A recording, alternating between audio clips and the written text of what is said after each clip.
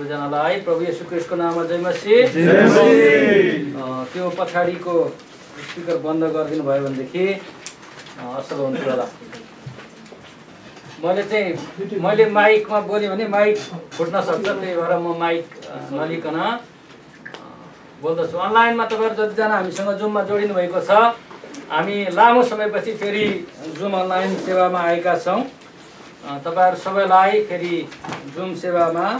जुममा जोडिनु भएको सबैलाई हाम्रो आजको आराधना सेवामा हामी स्वागत गर्दछौँ। नेपालबाट, कोरियाबाट, जुन ठाउँबाट तपाईँ जोडिनु भएको छ सबैलाई स्वागत छ। अनि प्रभुले तपाईँ सबैजनालाई प्रशस्तै आशिष गर्नुभएको होस्। जति हामी मण्डलीमा छौँ हामी प्रत्येकलाई प्रभुको आशिष रहेको होस्। आमेन। अब त मैले तपाईहरुलाई केही भन्नु पर्दैन होला हैन। मोबाइल कसैलाई दिनु पनि पर्दैन। तपाईको मोबाइल 2 हप्तासम्म हामीले मोबाइल चाहिँ एक्सचेन्ज गर्यौं हैन, साथीलाई राख्न दियौं। आज म तपाईलाई मोबाइल अरु साथीलाई नदिए पनि हुन्छ भन्छु। 2 हप्तासम्म हामीले गरेको अभ्यास चाहिँ के थियो भने सेवाको समयमा हामी मोबाइल नचलाऊ भन्ने शिक्षा हो। तपाईहरुले बुझ्नु त भयो होला हैन। हाम्रो खास शिक्षा चाहिँ त्यही थियो कि हामी आफ्नो सेवाको समय, यो आराधना सेवाको समयमा, वचन सुन्ने समयमा हामी मोबाइलमा कन्सन्ट्रेट गर्ने छैनौं, तर हामी ध्यान दिएर वचन सुन्नेछौं।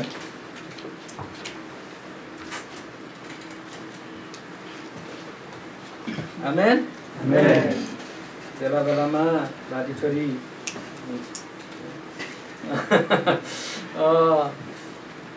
हुन्छ। आज फेरि हामी परमेश्वरको वचनबाट हेर्नेछौँ। आज वचनको खण्ड रहेको छ उत्पत्तिको पुस्तक 4 अध्यायको 1 देखि 5 पदसम्म। उत्पत्ति नयाँ करारमा पर्छ, यहाँ सबैलाई थाहा छ होला। पुरानोमा पर्छ, पुरानोमा हो। उत्पत्तिको पुस्तक चाहिँ बाइबलको पहिलो पुस्तक हो हैन। फेरि खोज्दा हैरान हुनु होला। सबैभन्दा अगाडिको पुस्तक 4 अध्यायको 1 देखि 5 पदसम्म हामी वचन हेर्नेछौँ। वचनको शीर्षक रहनेछ हाम्रो भेटी कैनको जस्तो छ कि हाबिलको जस्तो। आज वचनको शीर्षक चाहिँ हाम्रो भेटी कैनको जस्तो छ कि हाबिलको जस्तो। यहाँ सबैले पाउनुभयो भने हामी वचनलाई पाठ गर्नेछौँ। तपाईँ हेर्नुहोस्, म वचनलाई पाठ गर्नेछु। आफ्नै पत्नीसित आदमको सहवास भयो र तिनी गर्भवती भएर कैनलाई जन्माइन् र भनिन् परम प्रभुको सहायताले एक पुरुष जन्माइन्। फेरि तिनले कैनको भाइ हाबिललाई जन्माइन्। हाबिल भेडा गोठाला भए र कैन चाहिँ भूमिको खेती किसानी गर्ने भए। केही समय बितेपछि कैनले परम प्रभु कहाँ भूमिको उब्जनीबाट केही ल्याए, तर हाबिलले आफ्ना बगालको भेडाको बगालबाट पहिले ब्याएका पाठाहरूका बोसे भाग ल्याए। परम प्रभुले हाबिल र तिनको भेटी ग्रहण गर्नुभयो, तर कैन र उनको भेटी ग्रहण गर्नु भएन। यसैले कैन ज्यादै रिसाए र उनको मुख अँध्यारो भयो। आमेन। वचनको लागि प्रार्थना भइसकेको छ। म सिधै वचनमा अघि बढ्न चाहन्छु। प्रिय, जसै आज हामीले वचनको शीर्षक चाहिँ हाम्रो भेटी। यो भेटी भन्ने कुरा चाहिँ हामीलाई धेरै पटक भेटी भन्ने बित्तिकै पैसासँग हाम्रो माइन्ड पैसामा जान्छ। पैसासँग गएर हामी जोड्दछौँ। भेटी भनेको चाहिँ वास्तवमा पैसा मात्रै होइन। जुन कुरा हामी परमप्रभु परमेश्वरको सामने अर्पण गर्न लिएर आउँछौँ ती सबै कुराहरू चाहिँ भेटी हो। परमेश्वरमा अर्पण गरिएका सबै कुराहरू भेटी हो। अनि तपाईँ र मेरो जीवन पनि परमेश्वरमा भेटीको रूपमा हामी अर्पण गर्छौँ।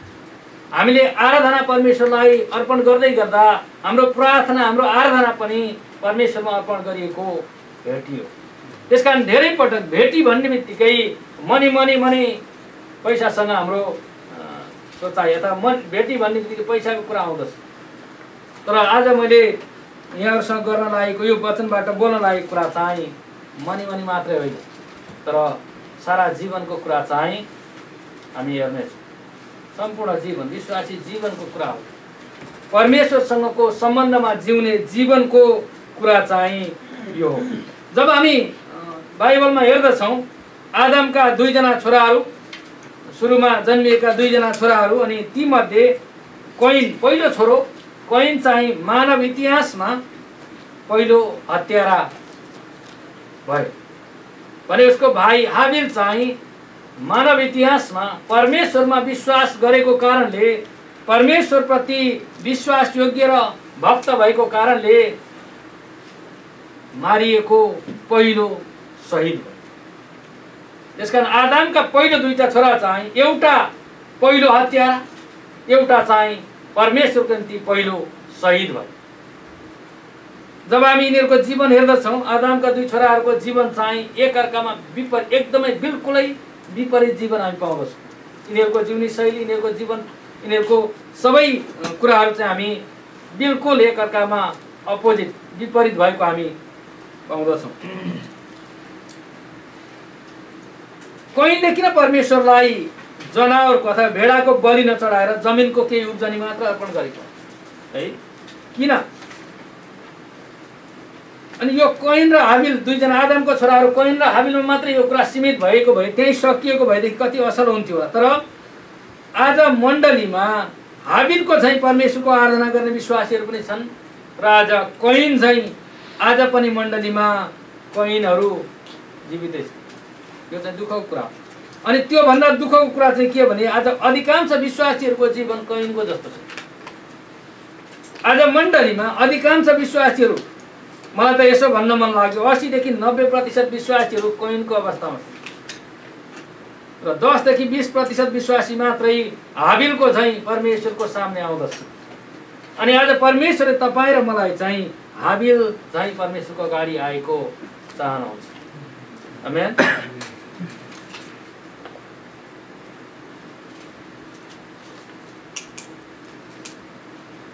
अनि यो दुःखको कुराहरूको के छ भनेदेखि कैन हाबिलको जस्तो स्वभाव चाहिँ सजिलैसँग मानिसमा सर्दैन। तर कैनको स्वभाव चाहिँ कोरोना भाइरस भन्दा पनि शक्तिशाली रूपमा छिट्टै र मान्छेलाई एकदमै भित्रैसम्म प्रभाव पार्ने गरी छिट्टै सर्छ। कैनको स्वभाव सार्नलाई सजिलो छ तर हाबिलको स्वभाव चाहिँ एकदमै मुस्किल छ।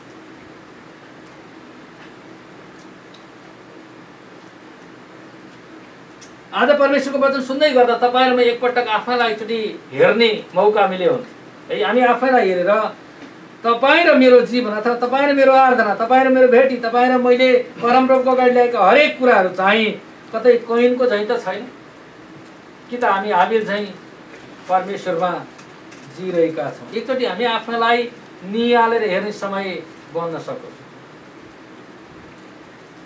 जब आदम र हव्वाले पाप गरे परमेश्वरले छालाको वस्त्र बनाएर लगाइदिनु भयो। हामीलाई थाहा छ उत्पत्ति 3:21 मा उहाँले छालाको वस्त्र बनाएर उनीहरूलाई लगाइदिनु भयो। पहिले उनीहरूले नेभाराको अन्जिरको पातले चाहिँ लाज ढाकेका थिए हैन। अन्जिरको पातको कपडा बनाएर लगेर के अलि पर्तिर गएपछि बाख्राले कति मिठो भएर खाइदियो भने नाङ्गो भइहाल्छ हैन। अनि तर परमेश्वरले चाहिँ आफैले आदम र हव्वाको निम्ति छालाको वस्त्र बनाएर लगाइदिनु भयो। हामी 3:21 पदमा यो पाउँदछौँ नि।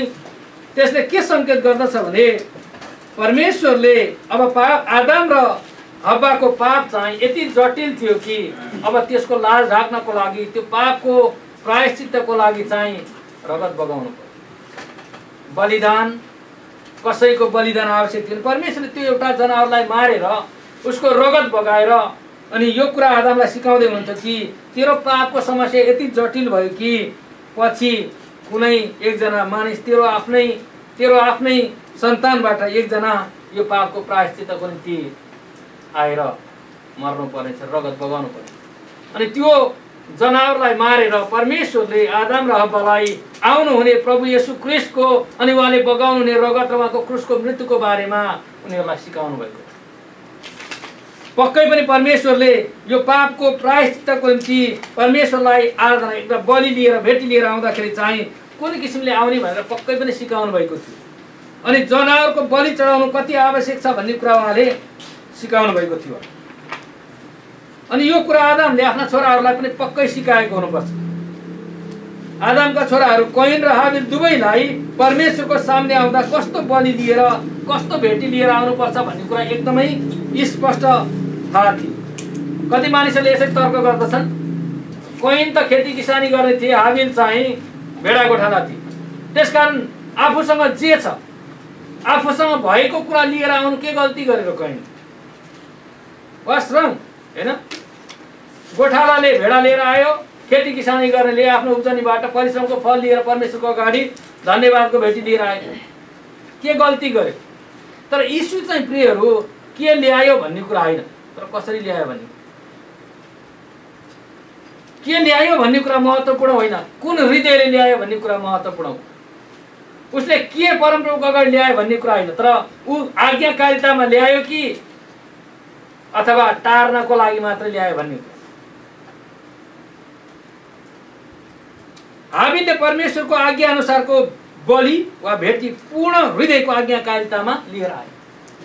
हाबिलले चाहिँ आज्ञाकारितामा पूर्ण आज्ञाकारितामा आज्ञा पालन गरेर भेटी लिएर आयो, तर कैनले उसलाई मन लागेको भेटी लिएर आयो। यो फरक। परमेश्वरले चाहनु भएको भेटी कि मेरो इच्छा लागे अनुसारको भेटी।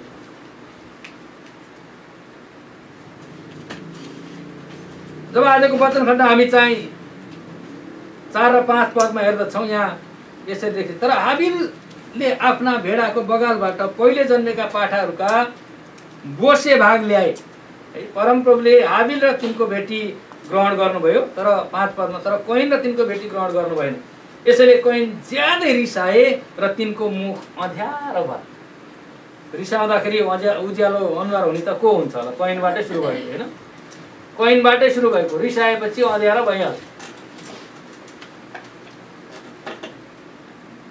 हाम्रो नेपाली बाइबलमा चाहिँ हाबिलले ल्याएको भेटीलाई भेडाको बगालबाटको बोसे भाग भनेको रहेछ, तर अङ्ग्रेजी बाइबलमा हेऱ्यो भनेदेखि दुईटा कुरा छ। जब हामी अङ्ग्रेजी बाइबलमा हेर्दछौँ के भनेको छ भनेदेखि and Abel also brought of the first fruit of his flock and of their fat portions. भेडाहरूको पहिले जन्मेको पाठो र त्यसको बोसो, त्यसको बोसे भयो। र भनेको छ है, भेडा र त्यसको बोसे एकदमै महत्त्वपूर्ण। बोसे नेपाली हाम्रो बाइबलमा चाहिँ बोसे भाग मात्रै भनेको छ, बोसे भाग ल्याए, पाठाहरूका बोसे भाग ल्याए। अलिकति त्यही भएर कतिपटक हामीले चाहिँ बाइबल यो पढ्दाखेरि राम्रोसँग बुझ्नको लागि चाहिँ अरू हामीलाई आउँदछ जान्दछौँ भनेदेखि अङ्ग्रेजी बाइबल अझ त्योभन्दा जान्नेछौँ भने हिब्रू पनि हेर्न सके कति असल हुन्थ्यो होला होइन। त्यहाँसम्मको खुबी त मेरो पनि पुगेको छैन, माफ गर्नु होला है। तर कम्तीमा अङ्ग्रेजी बाइबलमा 2-3वटा भर्जनमा तपाईँले हेर्नुभयो भनेदेखि स्पष्टसँग हामीले दाँजेर हेर्दाखेरि यहाँ चाहिँ भेडाको पहिले जन्मिएको पाठ हो र त्यसको बोसे भाग र भनेको छ, र बोसे भाग। अनि यो एकदमै महत्त्वपूर्ण कुरा हो। परमप्रभुले हाबिल र तिनको भेटी ग्रहण गर्नुभयो, तर कैन र तिनको भेटीलाई ग्रहण गर्नुभयो।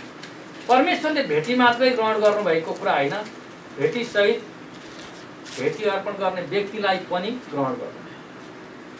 परमेश्वरले कैनको भेटी मात्र इन्कार गर्नुभएको न, भेटीसँगै मान्छे पनि इन्कार गर्नु, एकदमै महत्त्वपूर्ण। परमेश्वरले हामीले दिएका कुरा चाहिँ ग्रहण गरेर हामीलाई ग्रहण गर्नु भएन भने पनि दुःखको कुरा हो होइन। हामीलाई चाहिँ ग्रहण गर्नुभयो, हामीले परमेश्वरमा अर्पण गरेका कुरा चाहिँ ग्रहण गर्नु भएन भने पनि दुःखको कुरा हो। तर आशिषको कुरा चाहिँ हामीलाई र हामीले परमेश्वरमा अर्पण गरेका दुईटै कुरा ग्रहण योग्य हुनु चाहिँ महत्त्वपूर्ण। अनि त्यो चाहिँ हाबिलले पाएको कुरा, कैनले दुईटै कुरा। उसले फेरि घाटा भयो नि यसलाई, नाश पनि पार्यो, ल्याएर दियो पनि, अर्पण पनि गयो, परमेश्वरमा ल्यायो पनि। उसको खेतीको बालीको केही कटनी त ल्याएर अर्पण गरेपछि नाश त भयो नि त, परमेश्वरले ग्रहण नगरेपछि बर्बाद भएन।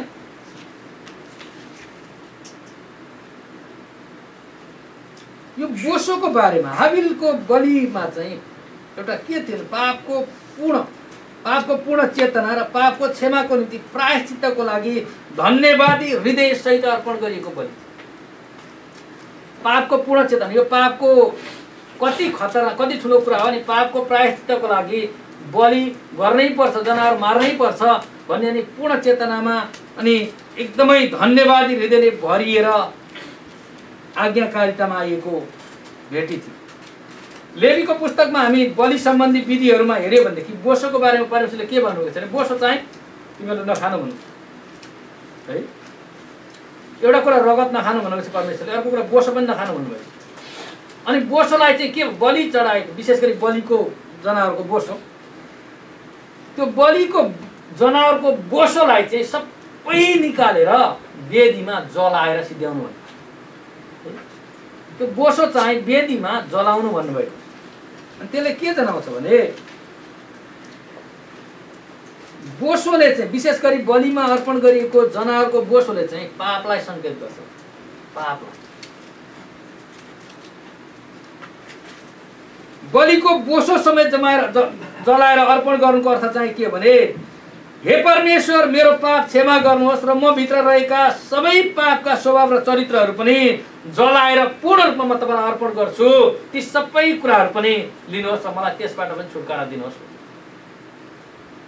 बलि मात्रै होइन कि जनावरको बलि मात्रै चढाउने होइन कि बलि सँगसँगै मेरा भित्र रहेका पाप स्वभावलाई पनि परमेश्वरमा पूर्ण रूपमा अर्पण गरेर त्यसबाट पनि छुटकारा, पाप त्याग्ने कुरा।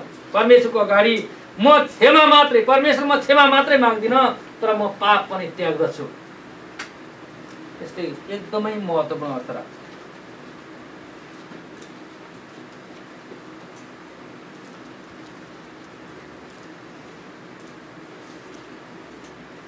कहिले पनि भेटी ल्याउनुपर्छ भन्ने कुरा चाहिँ महसुस गरे होइन।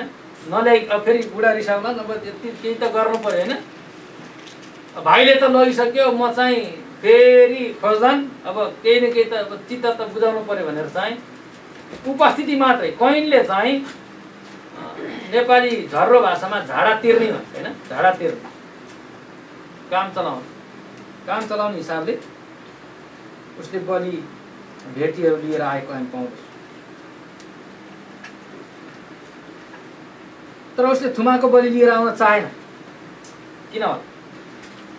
मैले अघि पनि भने यीशु चाहिँ ऊ खेती किसानी गर्ने भएको कारणले मात्रै होइन, उसलाई पूर्ण रूपमा थाहा थियो कि परमेश्वरमा बलि चढाउने कुरा चाहिँ हामीले भेटी ल्याउने आराधना गर्न जाँदाखेरि चाहिँ जमिनको उब्जनी होइन भेडा नै लिएर बलि चढाउनु पर्छ भन्ने कुरा कैनलाई थाहा थियो। क्या थाहा थियो। अनि उसले चाहिँ थाहा हुँदाहुँदै नगरेको। ऊ किसान भएको कारणले मात्रै उसले आफूसँग भएको कुरा ल्याएको होइन कि उसले अनाज्ञाकारितामा अटेरीपनामा त्यो लिएर आएको। किनभनेदेखि थुमा बलि गरेपछि त्यो थुमाको बोसो पनि पूर्ण रूपले जलाउनु पर्ने थियो अनि थुमाको बलिसँगै बोसो पनि एकसाथ ल्याउनु पर्ने। तर उसले पापका कुराहरू चाहिँ त्याग्न, ऊभित्र भएका त्यो एक किसिमको डाहाको कुरा, ईर्ष्याको कुरा, यी कुराहरूलाई चाहिँ परमेश्वरको सामने ल्याउनलाई उसले चाहे। परमेश्वरले प्रभु येशूको रगतद्वारा बलिदान, प्रभु येशूको रगतको बलिदानद्वारा पापको क्षमा पाएका मानिसहरू, विशेष गरी तपाईँ र म जब उहाँको सामुन्ने हामी आउँदछौँ, हामी सबै हाम्रा पापहरू पूर्ण रूपमा उहाँमा अर्पण गरेको उहाँ चाहनुहुन्छ। मेरो पापको कारण येशू ख्रीष्ट क्रुसमा मर्नु पर्यो। प्रभुलाई क्रुससम्म पुर्याउने त्यो पाप जुन हो त्यो पापलाई पूर्ण रूपमा घृणा गरेर त्याग्नु चाहिँ प्रत्येक विश्वासीको कर्तव्य। हामीले पाप स्वीकार गर्ने र पश्चाताप गर्ने मात्रै होइन कि हाम्रो त्यसको पछि सँगसँगै लाएर आउनु पर्ने कुरा चाहिँ के भनेदेखि हामीले त्यो पापलाई त्याग्नुपर्छ। हैन? हामीले त्यो पापलाई त्याग्नुपर्छ।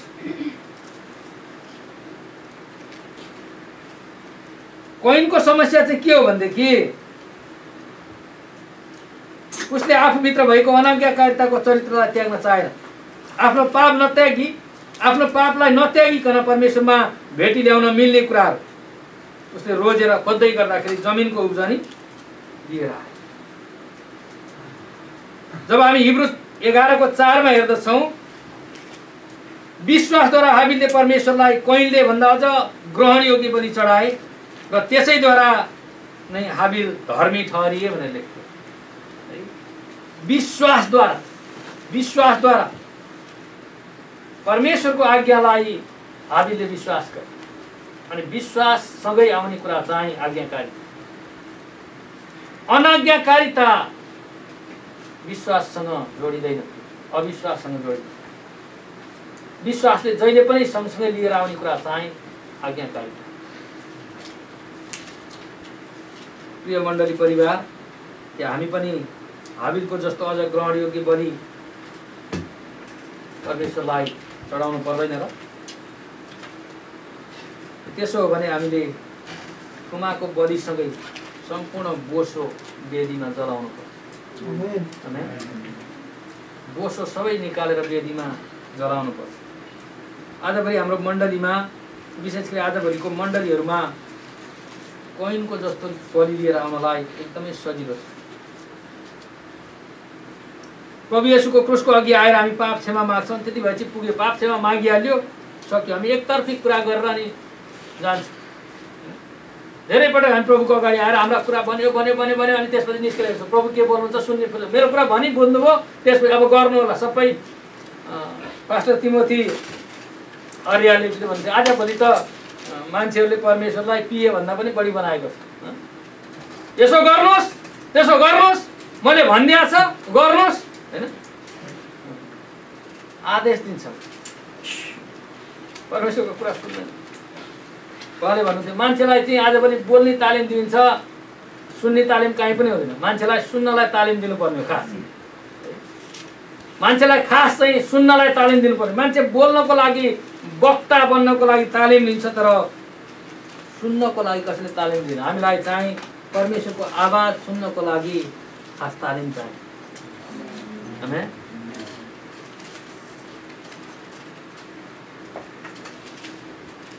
तपाईँ र मलाई सजिलो हुने तरिकाको बलिदान होइन, तर परमेश्वरले चाहनु भए अनुसारको बलिदान लिएर प्रभुको सामने आउनुपर्छ। हामीलाई सजिलो लागेको, हामीलाई सहज लागेको किसिमको आराधना होइन, परमेश्वरले डिमान्ड गर्नुभयो, परमेश्वरले चाहनु भएको आराधना चाहिँ तपाईँ र मैले परमेश्वरलाई दिन सक्नुपर्छ।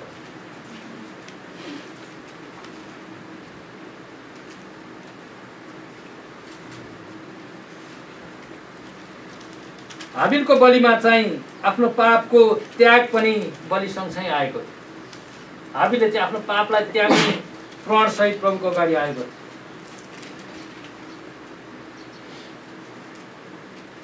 जब हामी कैनको जस्तो बलि लिएर प्रभुको अगाडि आउँछ, हाम्रो विश्वास धर्म दिन्छ, हाम्रो विश्वास पितलो हुन्छ। अनि विश्वासमा हामी आफूलाई डाउट लाग्छ। अनि धेरै पटक विश्वासीहरू त्यही गर्दै जाँदाखेरि के भने मैले साँच्चै मुक्ति पाएको हो, म साँच्चै विश्वासी हो त, विश्वास त गरेको छु, म साँच्चै स्वर्ग जान्छु त। हप्तामा 5 चोटि मान्छे विश्वासमा र मुक्तिमा शङ्का गर्छ। विश्वास 2 चोटि, हप्तामा 2 दिन जति चाहिँ ढुक्कै हुन्छ क्या, 5 चोटि जस्तो चाहिँ धर्म आउँछ। विश्वास के हो? विश्वास के हो? प्रभुका चेला यूहन्नाले पहिलो यूहन्ना 5:4 मा विश्वासको बारेमा यसरी लेखेका। पहिलो यूहन्ना 5:4 यूहन्नाले भन्दछ, किनकि परमेश्वरबाट जन्मेको हरेकले संसारमाथि विजय प्राप्त गर्छ र संसारलाई जित्ने विजय हाम्रो विश्वास। विश्वासमा प्रभु येशू ख्रीष्टमाथि विश्वास राख्ने, परमेश्वरको वचनमाथि र परमेश्वरको प्रतिज्ञामाथि विश्वास राख्ने प्रत्येक व्यक्ति चाहिँ संसारमाथि विजय हुने व्यक्ति। आमेन। विजय हुने व्यक्ति हो। किनभनेदेखि यो विश्वास चाहिँ संसारमाथि विजय हुने विश्वास हो, पापमाथि पूर्ण विजय हुने विश्वास हो, अनि हाम्रा जीवनका सबै क्षेत्रहरूमा ख्रीष्ट येशूमा विजयको जीवन जिउने विश्वास। तर आजभोलि मण्डलीमा यस्तो कुरा हामी सुन्छौँ, हामी कमजोर छौँ, हामी पाप गर्नु, घरिघरि लड्नु चाहिँ हाम्रो स्वाभाविक गुण हो। पाप गर्दै जाने, पश्चाताप गर्दै जाने, पाप गर्दै जाने, पश्चाताप गर्दै जाने। जति पाप गरे पश्चाताप गरे त भइहाल्छ। पाप चाहिँ गर्नलाई हामी पाप नगरिकन जिउन चाहिँ सक्दैनौँ। पाप त गरिहाल्छौँ, पश्चाताप गर्नु हो। पाप गरेपछि त पश्चातापै गर्ने हो। तर चाहिँ हाम्रो कामै पाप गर्ने हो भन्नु चाहिँ हुन्न। हाम्रो कामै पाप गर्नु हो अनि पश्चाताप गर्नु हो भन्ने चाहिँ हामीले चाहिँ प्रभु येशू ख्रीष्टमा विश्वास गरेपछि पापमाथि हामी विजय हुन सक्नुपर्छ। बाइबलमा संसारसँग हार्ने पाप कहीँ पनि लेखेको छैन।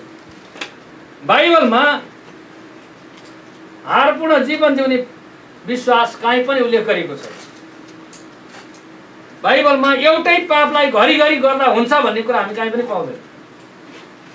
तर विश्वासले पाप गर्यो भने जब पश्चाताप गर्छ, त्यो पश्चाताप गरेको पाप चाहिँ उसले पूर्ण रूपमा अब त्याग्नुपर्छ। त्यो चाहिँ पश्चाताप। आज त्यही पापको निम्ति पश्चाताप गर्यो, भोलि त्यही पाप गर्यो, पर्सि त्यही पापको निम्ति पश्चाताप गर्यो, अनि अर्को दिन त्यही पापको निम्ति त्यही पाप गर्यो, पश्चाताप गर्यो। एउटै पापमा घरिघरि लडिराख्नु चाहिँ त्यो पश्चाताप, साँचो पश्चाताप। एउटै पापले घरिघरि हामीलाई लडाउँछ भनेदेखि त्यसको समस्या के भने विश्वासीहरूमा यो कुरा हामी पाउँदछौँ। हामी होइन म प्रार्थना पनि गर्छु, यो पापमाथि विजय हुनलाई मैले यस्तो प्रार्थना गर्छु, यस्तो गर्छु, तर मलाई त्यसैले लडाउँछ, फेरि त्यसै लडाउँछ। एउटा समस्या, यसको मुख्य कारण म तपाईँलाई बताइदिन्छु।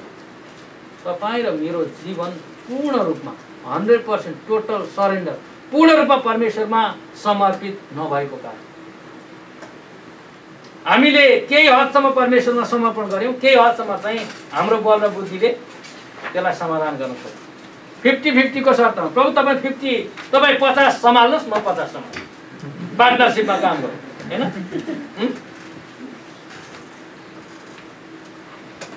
मेरो तर्फबाट चाहिँ हामी 1% पनि, जब हामी परमेश्वरमा पूर्ण रूपमा हाम्रो जीवन, हाम्रा सारा कुराहरू, पापसँगको सम्बन्धका लडाइँ पनि जब हामी परमेश्वरमा पूर्ण रूपमा समर्पण गर्दछौँ, परमेश्वरले हामीलाई विजय जीवन दिनुहुन्छ। आमेन।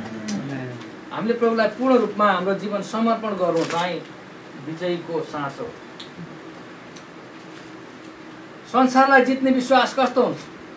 संसारलाई जित्ने विश्वास। एकजना अङ्कलको गवाई म तपाईँलाई सुनाउँछु है। म नेपालमा जाँदाखेरि हाम्रो विश्वासी भाइको परिवार भेट्न म गएको थिएँ। अनि कुरा गर्दै जाँदाखेरि अङ्कलले मसँग आफ्नो गवाई सुनाउनु भयो। उहाँ चाहिँ कोका कोला कम्पनीको ट्रक चलाउनुहुन्थ्यो है। कोका कोला कम्पनीको ट्रक चलाउनुहुन्थ्यो अरे। अनि प्राय जसो अब उहाँले मात्रै गर्ने होइन, उहाँले भनेअनुसार मैले कोका कोला कम्पनी के अरे ट्रक ड्राइभरहरू सबै त चिन्दिनँ, उहाँ भूतपूर्व ड्राइभर मैले उहाँलाई भेटेको होइन।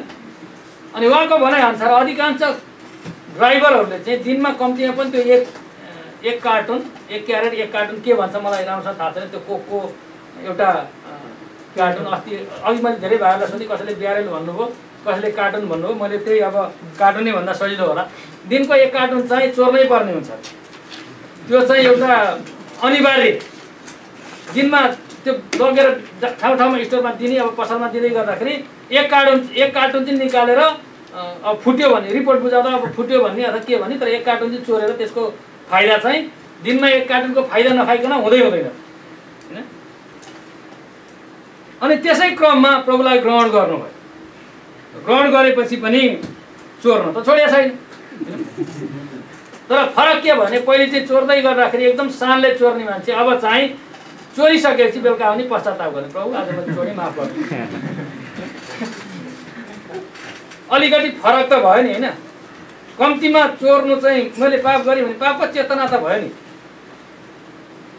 अनि त्यही क्रममा अब बप्तिस्मा लिने कुरा आयो। पानीको बप्तिस्मा लिएपछि पानीको बप्तिस्मा लिएको दिन अब भोलिपल्ट चाहिँ फेरि त्यही ट्रकको साँचो लिएर जानु पर्यो। अनि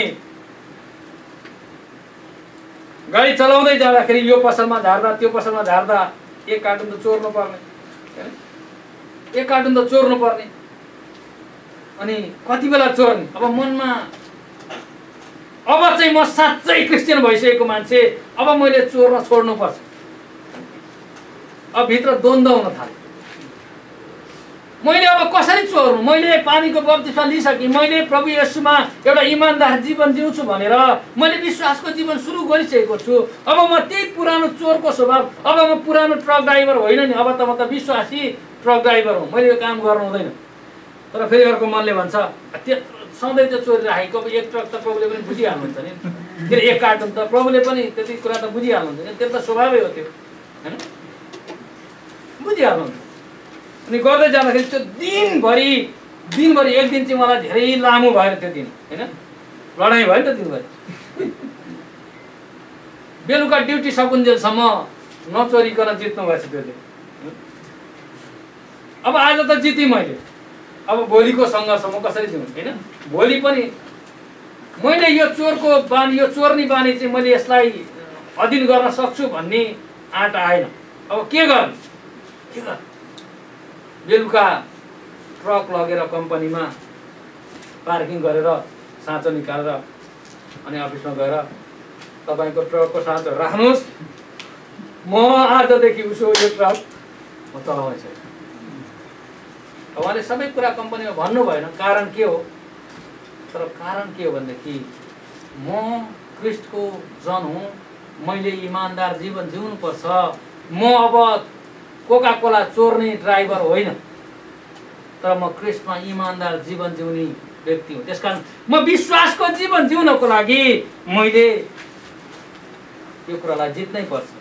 अब मैले सधैँ यही ट्रक चलाएर मैले नचोरिकन जिउन सक्छु जस्तो मलाई लागेन, बरु मैले जागिर छोड्दिएँ। 5 जनाको परिवार पाल्नु पनि त्यही एउटा जागिर। त्यो सानो च्यालेन्ज होइन, सानो च्यालेन्ज हो। तर परमेश्वरले त्यो विश्वास अनि त्यो निर्णयको कदर गर्नुभयो अनि आज परमेश्वरले उहाँका छोराहरू छोरीलाई प्रशस्तै प्रशस्तै प्रशस्तै आशिष दिनुभएको छ। अनि त्यो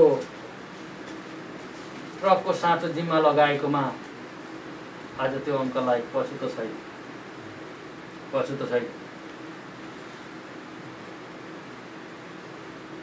उहाँको एउटा छोरा आज हामीसँग यहीँ हुनुहुन्छ। अनि बाउको त्यो विश्वासको जीवन चाहिँ छोराहरूको निम्ति पनि गर्वको कुरा, गर्वको कुरा। तपाईँ र मेरो विश्वासको कुरा मेरो छोराछोरीले, तपाईँ र मेरो छोराछोरीले सुन्दाखेरि तपाईँ र ममा गर्व गर्ने विश्वासको जीवन तपाईँ मैले जिउन सके कति असल हुन्छ। आमेन, आमेन।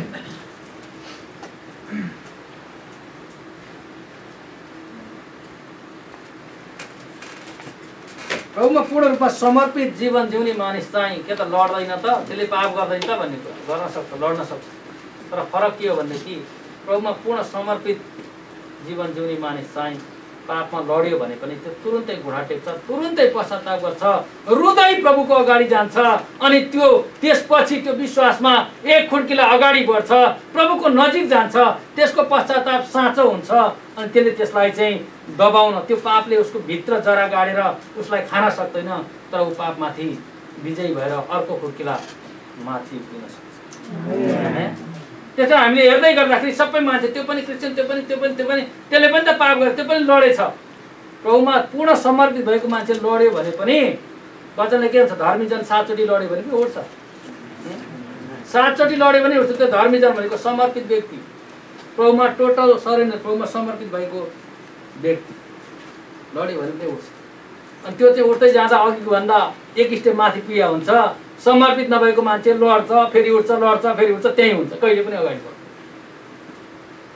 उठे जस्तो लाग्छ, एकछिनपछि ती लड्छ, अनि फेरि उठ्छ, एकछिनपछि ती लड्छ। लडेको ठाउँ पनि त्यही हो, उठेको ठाउँ पनि त्यही। त्यो फरक, त्यो फरक हो। तपाईँ पापमा लडेको बेलामा पश्चाताप गरेर उठ्दाखेरि आफूलाई अलि अगाडि भेट्नुहुन्छ कि त्यही ठाउँ भेट्नुहुन्छ। त्यसले के जनाउँछ भने तपाईँ प्रभुमा समर्पित हुनुहुन्छ कि हुनुहुन्न। अरूलाई नसोध्नु, अरूलाई नहेर्नुहोस्, आफ्नो जीवन हेर्नुहोस्। तपाईँ आफूलाई थाहा छ तपाईँ समर्पित विश्वासी हुनुहुन्छ कि हुनुहुन्न।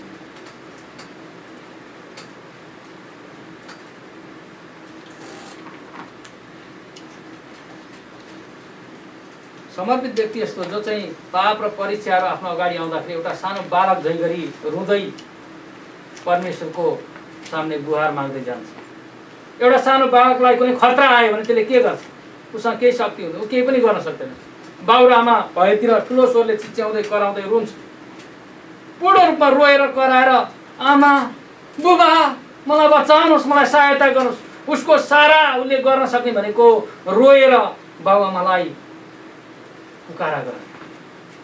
प्रभुमा साँचो समर्पित व्यक्ति चाहिँ परीक्षा आउँदा पापसँग लड्दै गर्दा पापले मलाई लडाइहाल्छ कि सिद्धिहाल्छ कि खाइहाल्छ कि भन्ने बेलामा चाहिँ सानो बालक झैँ गरी रुँदै कराउँदै चिच्याउँदै परमेश्वरको सामने गुहार माग्दै जाने हो। त्यसलाई परमेश्वरले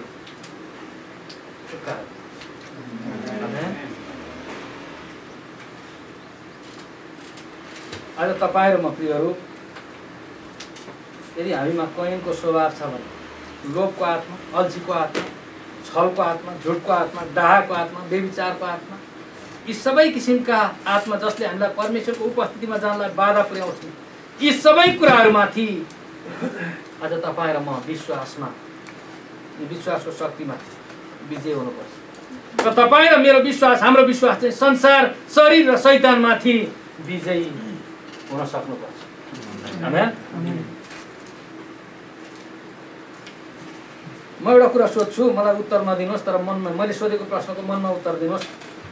तपाईँलाई यो कुरा सुन्दाखेरि मदेखि रिस उठ्न पनि सक्छ, मन दुख्न पनि सक्छ, मन कोणिन भाँचिन पनि सक्छ, केही पनि नहोस्, काहीँ पनि नकुडियोस्, काहीँ पनि नफुटोस्, काहीँ पनि नभाँचियोस्, तर मैले यो सोधेको प्रश्न मनमा एकचोटि आफैले उत्तर दिनुहोस्। तपाईँ हामी सबै काम गर्छौँ अनि महिना मरेपछि हाम्रो तलब आउँछ नि, होइन? अनि तपाईँ महिना मरेर तपाईँले तलब थापेपछि, होइन, तलब थापेको दिनमा तपाईँलाई तपाईँसँग तपाईँभित्रै आफैसँग लडाइँ गर्नु चाहिँ गर्नु, दशांश भेटी छुट्याउने किन छुट्याउने? दिनै पर्ने हो त, नदिन मिल्ने केही त्यस्तो छैन प्रावधान। कसैले दशांश नदिँदा नै हुन्छ। यो नयाँ करारमा त दशांश छैन भनेर एकदमै ढुक्कसँग भनेर प्रचार गरिदिने मान्छे कोही छैन। कतै त्यस्तो मान्छेका कुरा सुनेर अनि त्यसपछि पनि निर्णय गर्ने हो, होइन? दशांश भेटी छुट्याउनलाई तपाईँलाई कतिको परीक्षा हुन्छ? अथवा दशांश भेटी तपाईँले छुट्याए पनि साँच्चै पूर्ण आफूले पाएको तलबको साँच्चै पुरा दशांश तपाईँ छुट्याउनुहुन्छ कि अथवा यसपालि चाहिँ यति दिउँ, यसपालि यति दिउँ, प्रभुले मेरो कुरो बुझिहाल्नुहुन्छ, मेरो उता टाल्नु छ, त्यता टाल्नु छ, त्यता छोप्नु छ, अनि आफूले खटाए अनुसारको दशांश तपाईँ छुट्याउनुहुन्छ। अथवा कोही बेला छुट्याउने, कोही बेला नछुट्याउने गर्नु, अथवा दशांश आफूलाई मन लागेको अनुसार तपाईँ दिनुहुन्छ। मैले तपाईँसँग पैसाको कुरा गर्न खोजेको होइन, मैले अघि पनि भने यो चाहिँ भेटी भन्ने बित्तिकै पैसा मात्रै कुरा आयो। तर तपाईँलाई दशांश भेटी मण्डलीमा ल्याउने कुरा ठुलो कुरा जस्तो लाग्छ, ठुलो कुरा जस्तो लाग्छ। तर म तपाईँलाई यो कुरा भन्न चाहन्छु, आफूले परिश्रम गरेको, आफूले काम गरेर कमाएको हातको मैलो भन्छ, होइन, हातको परिश्रमको फल, अनि तपाईँ आफ्नो कमाइबाट परमेश्वरलाई धन्यवादी भएर खुसी हृदयले, धन्यवादी हृदयले तपाईँ आफ्नो कमाइबाट आफ्नो हातको मैला त परमेश्वरमा अर्पण गर्न तपाईँलाई डर लाग्छ, तपाईँलाई त्यसले ठुलो परीक्षा बनाउँछ, त्यसले लडाउँछ। तर दशांश भेटी त परमेश्वरमा ल्याउन सक्नुहुन्न भने तपाईँ के आधारमा यो भन्न सक्नुहुन्छ कि मेरो जीवन मैले परमेश्वरलाई दिएको?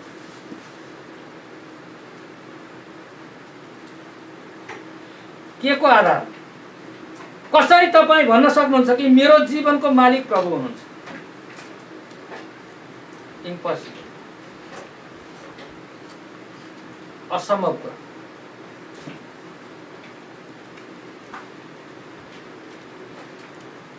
परमेश्वरले विश्वासीहरूलाई के भन्नुहुन्छ? दशांश चाहिँ पुरा मेरो भण्डारमा ल्याऊ भन्नुहुन्छ। अरू कुरामा प्रभुले त्यसरी भन्नुहुन्छ। परमेश्वरले मलाकीको पुस्तकमा मलाई हरेक ठाउँमा के भन्छ? परमेश्वरको जाँच नगर्नु, परीक्षा नगर्नु भन्नुहुन्छ। तिमीहरूले परमप्रभु परमेश्वरको जाँच नगर्नु भन्नु।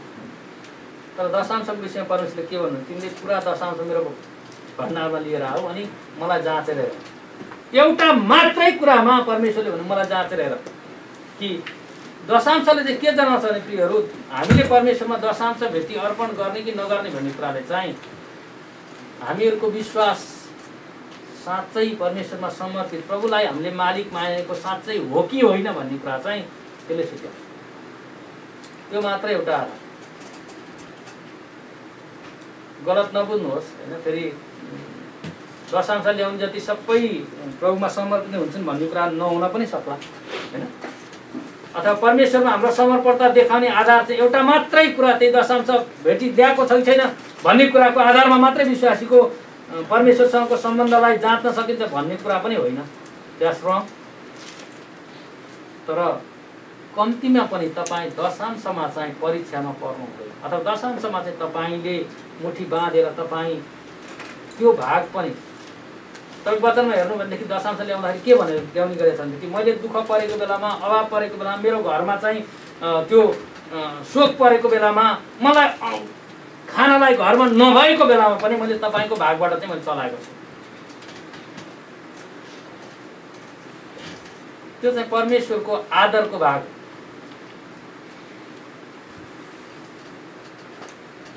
आदरको भाग।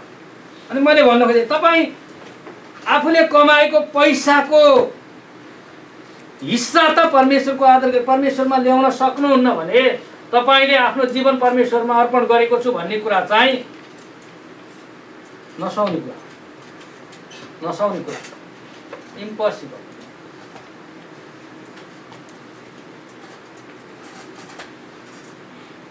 तपाईँको जीवनसँगै तपाईँ मेरो धन पनि परमेश्वरमा उहाँको आज्ञा अनुसार अर्पित हुनुपर्छ।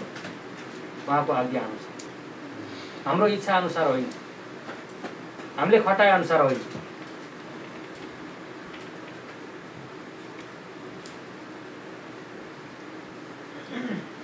तपाईँ र मेरो हामी आराधनामा यसरी भेला हुँदै गर्दा होइन, हामी यतिजना आज मण्डलीमा भेला भएका छौँ। मण्डलीको रेकर्डमा मात्रै तपाईँ र मेरो उपस्थिति होइन, तर परमेश्वरको नजरमा तपाईँ र मेरो उपस्थिति साँचो आराधकको रूपमा आज रेकर्ड हुन सक्छ। तपाईँ र मैले परमप्रभुमा हाम्रो कमाइबाट ल्याएको भेटी पैसा जसै रकम हामी परमेश्वरमा अर्पण गर्दछौँ, मण्डलीको अकाउन्टमा, मण्डलीको त्यो रेकर्डमा मात्रै होइन, तर तपाईँ र मैले ल्याएको हाबिलको भेटी जस्तो गरी परमेश्वरमा ग्रहण योग्य र परमेश्वरको रेकर्डमा रहने भेटी बन्न सकोस्। पावलले के भन्छ, म त तिमीहरूको भेटी म चाहन्न, तर तिमीहरूको आफ्नै अकाउन्टमा चाहिँ जम्मा भएको म देख्न चाहन्छु।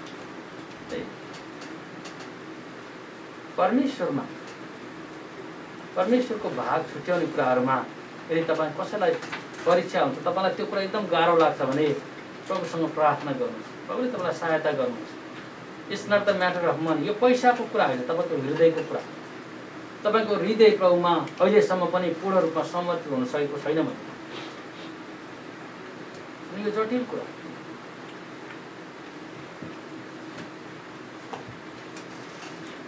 अन्तिममा म एउटा घटना भनेर टुङ्ग्याउन चाहन्छु। तपाईँ मेरो हृदय चाहिँ प्रभु येशू ख्रीष्टप्रति पूर्ण रूपमा समर्पित भएको हुनुपर्छ भने फ्रान्समा घटेको एउटा घटना, आर्मीको क्याप्टेन नेपोलियन भन्ने एकजना क्याप्टेन रहेछन्। अनि उनको एकदमै वफादार, उनले एकदमै माया गर्ने त्यो सिपाही एकजना रहेछ। अनि लडाइँ पर्दाखेरि लडाइँमा विपक्षी दुश्मनले हानेको गोली चाहिँ त्यो सिपाहीको छातीमा लागेछ। मुटु नै छेडी नहानेको, अलिक छेउपट्टि भएको कारणले गर्दा मरेन, तर गोली चाहिँ भित्र गडेछ। गोली भित्र गडेपछि उसले त्यो कुरा, त्यो नेपोलियनले त्यो कुरा सुनेपछि उसले तुरुन्तै उसको सबैभन्दा टप डाक्टरलाई, सर्जनलाई चाहिँ रिक्वेस्ट गरेर यो सिपाहीलाई तपाईँ जसरी पनि बचाउनुपर्छ भनेर भनेपछि अनि सर्जनले उसको अपरेसन गर्न ठिक्क पर्यो, सर्जरी गर्न ठिक्क पर्दाखेरि त्यो सिपाहीले के भनेछ भनेदेखि, डाक्टर साहब जब तपाईँले सर्जरी गर्नुहुन्छ मेरो मुटुको भित्रैसम्म पनि तपाईँले खोतलेर हेर्नु होला। तपाईँले मेरो मुटुको भित्र खोतलेर हेर्नु भनेदेखि त्यहाँ 4वटा अक्षर लेखेको पाउनुहुन्छ। मेरो हृदय चाहिँ भित्रसम्मै गढेको, मेरो हृदयभित्र चाहिँ नेपोलियनको नाम लेखेको। म चाहिँ नेपोलियनसँग उहाँको सेवामा पूर्ण रूपमा समर्पित र पूर्ण वफादार मान्छे हो भन्ने कुरो तपाईँले मेरो मुटुभित्र खोतलेर हेर्नु भयो भने त्यो अक्षर तपाईँ नेपोलियनको नाम सायद यहाँ देख्नुहुन्छ। एउटा व्यक्ति एउटा सिपाही आफ्नो कप्तानप्रति समर्पित हुने कुरा कति वफादार र समर्पित भएको छ भन्ने कुरा उसले डाक्टरलाई बताउँदै गर्दा भन्दै थियो मेरो हृदयको भित्रैसम्म तपाईँले खोतलेर हेर्नुभयो भने तपाईँले नेपोलियनको नाम पाउन सक्नुहुन्छ। आज विश्वासीहरूको तपाईँले मेरो हृदय सर्जरी गरेर भित्र खोतल्यो भने येशू ख्रीष्टको नाम हाम्रो हृदयभित्र भेट्न सकियो। हामी यो भन्न सक्छौँ प्रभु तपाईँले मेरो हृदयको भित्रैसम्म खोतलेर हेर्नुभयो भनेदेखि तपाईँले 4वटा अक्षर लेखेको देख्नुहुन्छ, पक्कै पाउनुहुन्छ। अनि त्यो चाहिँ येशू ख्रीष्ट हो। अनि हृदयभित्र येशू ख्रीष्ट अक्षर खोपिएको व्यक्ति चाहिँ हरेक कुरामा उहाँमा समर्पित र उहाँमा वफादार, उहाँमा इमानदार। आज तपाईँ र म त्यही कुरा विचार गरौँ। एउटा सिपाही त आफ्नो कप्तानप्रति त्यति वफादार हुन सक्छ र उसको हृदयभित्रको गहिराईमा पनि उसको नाम लेखेको छ भन्न सक्छ। तपाईँ र मेरो हृदयमा मैले अघि पनि भने येशूको नाम लेखिएको हुनुपर्छ। हाम्रो हृदय खोतल्यो भने हामी येशूको नाम भेट्न त्यहाँ येशूको नाम भेटिन्छ। हामी उहाँमा वफादार र समर्पित भएको पाउँछौँ। अथवा कतै हामी कोइनको जस्तो आराधना र कोइनको जस्तो बलि चढाउने आशिष चाहिँ हाबिलको जस्तो खोज्दै त छैन।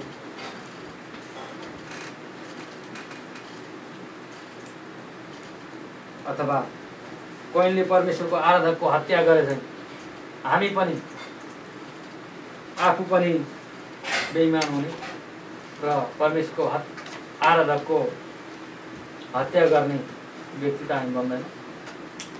आज तपाईँ र मलाई परमेश्वरले हाबिलको जस्तो हृदय दिनुभएको छ र हाबिलको जस्तो भेटी लिएर, हाबिलको जस्तो हृदय लिएर परमेश्वरको सामने आउनलाई हामीलाई सहायता गर्नुभएको छ।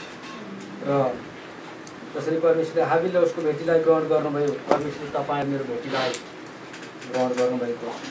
परमेश्वरले तपाईँ र मेरो आराधनालाई र तपाईँ र मलाई ग्रहण गर्नुभएको छ।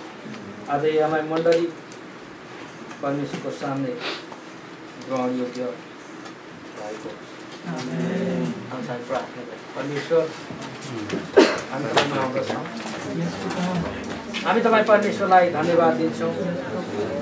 आज पनि हामीलाई दिनुभएको समयको लागि, आज पनि हामीलाई दिनुभएको वचनको लागि हामी तपाईँलाई धन्यवाद दिन्छौँ। तपाईँले भन्नुभयो साँच्चै परमेश्वर विश्वास संसारलाई जित्ने चाहिँ त्यो हो, अनि संसारलाई जित्ने चाहिँ कुरा हाम्रो विश्वास हो।